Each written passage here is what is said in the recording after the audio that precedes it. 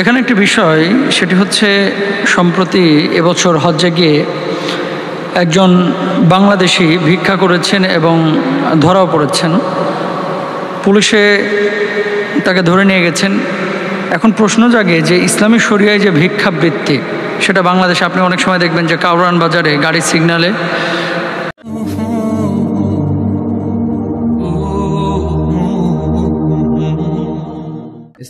যেখানে ট্রাফিক গাড়ি দাঁড় করিয়েছেন সেখানে অনেকে ছোট ছোট বাচ্চা নিয়ে ভিক্ষা করছেন, আবার অনেকে দেখবেন মুরব্বী ভিক্ষা করছেন, অনেকে ভিক্ষাটাকে পেশা হিসেবে নিয়েছেন। হজ্জে গিয়ে ভিক্ষা করা এটা সম্পূর্ণরূপে রাষ্ট্রীয়ভাবে সৌদি আরবের আইন অনুযায়ী নিষিদ্ধ। বাংলাদেশেও কিছু জায়গা রয়েছে যে জায়গাগুলোতে ভিক্ষাবৃত্তি সত্যিকার অর্থেই খুব বেশি সুন্দর দেখা যায় না। ভিক্ষাবৃত্তি এক হচ্ছে যে লিসাইলি ওয়াল মাহরুম, আল্লাহ সুবহানাহু ওয়া তাআলা যে বলছেন ভিক্ষুকের কথা, সাইলের কথা, যার প্রয়োজন টাকা পয়সা অর্থবিত্ত, যাকে আল্লাহ তাআলা দেন নাই, গরিব মানুষ খেতে পায় না, যাদের ভিতরে দৈন্যতা আছে, দারিদ্রতার ভাব আছে, অক্ষম বা মাজুর, এরকম পরিস্থিতিতে কেউ যদি কোনো মানুষের কাছে চায়, তাহলে সেই ব্যক্তি যার কাছে চাওয়া হয়েছে তিনি তাকে দান করবেন, সাদাকা করবেন, টাকা পয়সা দেবেন, কোনো সমস্যা নেই। এবং এটা নবীজি সাল্লাল্লাহু আলাইহি ওয়াসাল্লামের সুন্নাহ। এজন্য আল্লাহ সুবহানাহু ওয়া তাআলা বলছেন ফাআম্মাস সাইলা ফালা তানহাউ, যে তোমরা ভিক্ষুকদেরকে কি করো না, ধমক দিও না, তুচ্ছ তাচ্ছিল্য করো না, হাঁকিয়ে দিও না, তাড়িয়ে দিও না। এখন কথা হচ্ছে ভিক্ষুক ভিক্ষা করবে এটা স্বাভাবিক, যার প্রয়োজন রয়েছে, কারণ প্রয়োজন মেটানোর জন্য মানুষের কাছে হাত পাতা এবং হাত পাতলে তাকে কিছু দেওয়া এটা সওয়াবের কাজ। কিন্তু ওষুধ খাইয়ে কোনো ছোট বাচ্চাকে নিয়ে কাউরান বাজারে ভিক্ষা করা, গুলশানে ভিক্ষা করা, ডিপ্লোম্যাটিক জোন এরিয়াগুলোতে ভিক্ষা করা, হজ্জে গিয়ে ভিক্ষা করা, বিদেশে সফরে গিয়ে এয়ারপোর্টে ভিক্ষা করা, এই ধরনের ভিক্ষাবৃত্তি যেখানে নিষিদ্ধ সেগুলো আমাদেরকে খেয়াল রাখা উচিত। দেখেন, ইসলামী শরিয়ায় যদিও ভিক্ষা করা জায়েজ, কিন্তু এটাকে উৎসাহিত করা হয় নাই, বরঞ্চ নিরুৎসাহিত করা হয়েছে। আর যদি কেউ পেশা হিসাবে ভিক্ষাকে বানিয়ে নেয় যে আমি ভিক্ষা করে আমার জীবনটাকে সারা জীবন কাটিয়ে দেব, অথবা আমার দিনাতিপাত করব, আমার জীবন উপকরণ যা কিছু প্রয়োজন আমি ভিক্ষা করেই কালেকশন করব, এটা কিন্তু নবীজি সাল্লাল্লাহু আলাইহি ওয়াসাল্লামের সুন্নাহ না। এবং আল্লাহর নবী সাল্লাল্লাহু আলাইহি ওয়াসাল্লাম সবসময় জোর দিতেন নিজে কিছু করে খাও, নিজের হাত দিয়ে উপার্জন করো। আল্লাহ রাসূল সাল্লাল্লাহু আলাইহি ওয়াসাল্লাম উত্তম ইবাদত হিসাবে আখ্যায়িত করেছেন যে নিজ হাত দ্বারা উপার্জন করা এটা উত্তম একটি কাজ। নামাজ পড়া যেমন ইবাদত, রোজা করা যেমন ইবাদত, স্বহস্তে উপার্জন করা, হালাল উপার্জন করা, এটাও কিন্তু একটা ইবাদত। এখন কথা হচ্ছে সমাজে ভিক্ষুক আছে দুই শ্রেণীর। এক শ্রেণীর ভিক্ষুক আছে যারা প্রতারক, যেমন বাচ্চাদেরকে ওষুধ খাওয়িয়ে অথবা ইঞ্জেকশন দিয়ে ঘুম পাড়িয়ে রাখে, তারপরে মা কাঁধে করে এই যে ট্রাফিক জ্যাম অথবা রাস্তায় যেখানে গাড়ি দাঁড়িয়ে থাকে সেখানে ভিক্ষাবৃত্তি করে। আরেক শ্রেণীর মানুষ দেখবেন যারা মাদ্রাসা মসজিদের রশিদ নিয়ে রাস্তাঘাটে ঘোরাফেরা করে। সবার কথা বলছি না, কিছু সংখ্যক লোক আছে যারা সত্যিকার অর্থে মসজিদ মাদ্রাসার জন্য কালেকশন করেন। আবার অনেক ক্ষেত্রে এমনটাও দেখা গেছে যে মসজিদ মাদ্রাসা, সে মাদ্রাসা হচ্ছে মনে করেন কক্সবাজারে, মাদ্রাসা হচ্ছে পঞ্চগড়ে, মাদ্রাসা হচ্ছে চাঁদপুরে, মাদ্রাসা হচ্ছে রংপুরে, উনি এসে কালেকশন করতেছে কাউরান বাজারে। তো যদি বলা হয় যে আপনার এই মাদ্রাসার লোকেশনটা কোথায়, প্রসপেক্টাসে দেখা যাচ্ছে একরকম, রিসিটে দেখা যাচ্ছে একরকম, তার বলা কথার মধ্যে দেখা যাচ্ছে আরেক রকম।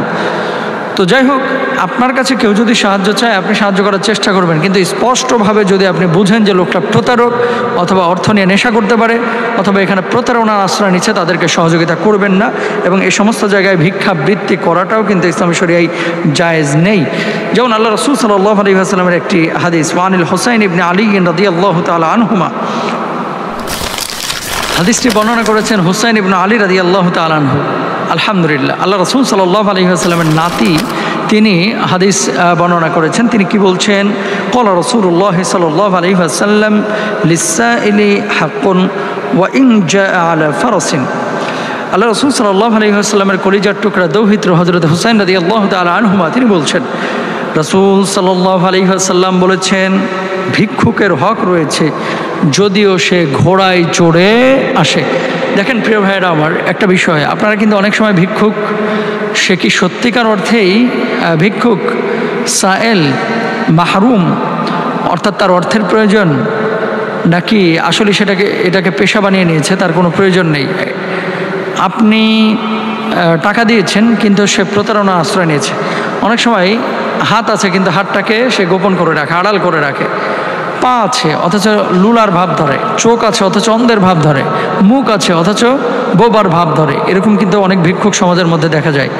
আপনি যদি ভালো নিয়তেই তাকে দেন, সওয়াবের নিয়তে, কিন্তু সে আসলে যদি ভিক্ষুক না হয়, আপনি আপনার সওয়াব পেয়ে যাবেন, কোনো সমস্যা নেই ইনশাআল্লাহ তাআলা। কিন্তু এখানে একটা বিষয়, সেটি হচ্ছে যদি আপনি বুঝে শুনেই দেন যে লোকটাকে দিলেন লোকটা নেশা করবে, তাহলে ওয়াতাআওয়ানু আলাল বিররি ওয়াত তাকওয়া ওয়ালা তাআওয়ানু আলাল ইসমি ওয়াল উদওয়ান। সৎ কাজের ব্যাপারে আপনি সহযোগিতা করবেন, অসৎ কাজের ব্যাপারে সহযোগিতা করবেন না। এটা আল্লাহ সুবহানাহু ওয়া তাআলা পবিত্র কুরআনুল কারীমের মধ্যে বলেছেন।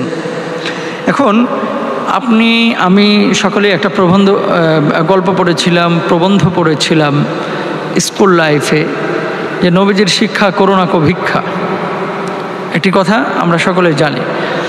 আচ্ছা, তো আল্লাহ রাসূল সাল্লাল্লাহু আলাইহি ওয়াসাল্লাম, হযরত আবু হুরায়রা রাদিয়াল্লাহু তাআলা আনহু থেকে বর্ণিত, তিনি বলেন রাসূল সাল্লাল্লাহু আলাইহি ওয়াসাল্লাম বলেছেন, যে ব্যক্তি মানুষের কাছ থেকে ভিক্ষা করে নিশ্চয় সে অগ্নি স্ফুলিঙ্গ ভক্ষণ করে, সুতরাং তাকে বলে দাও সে কম বেশি যা ইচ্ছা তাই ভিক্ষা করুক। অর্থাৎ স্বেচ্ছায় এই ধরনের ভিক্ষাবৃত্তি এটা কিন্তু উচিত না। এটা আবু হুরায়রা রাদিয়াল্লাহু তাআলা আনহু তিনি বলছেন। আবার রাসূল সাল্লাল্লাহু আলাইহি ওয়াসাল্লাম বলেছেন, ভিক্ষুক আল্লাহর রহমত থেকে বঞ্চিত।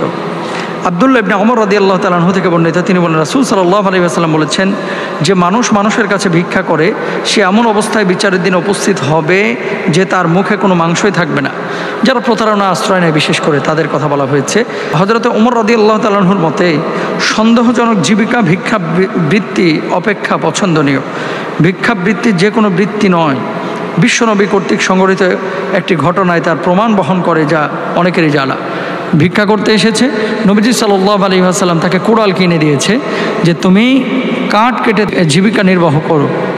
এখন কথা হচ্ছে, জীবিকা অন্বেষণ করা, এটা অল্প হোক বেশি হোক, নিজ হাতে উপার্জিত অর্থ, এটা আল্লাহ সুবহানাহু ওয়া তাআলার কাছেও কিন্তু পছন্দনীয়।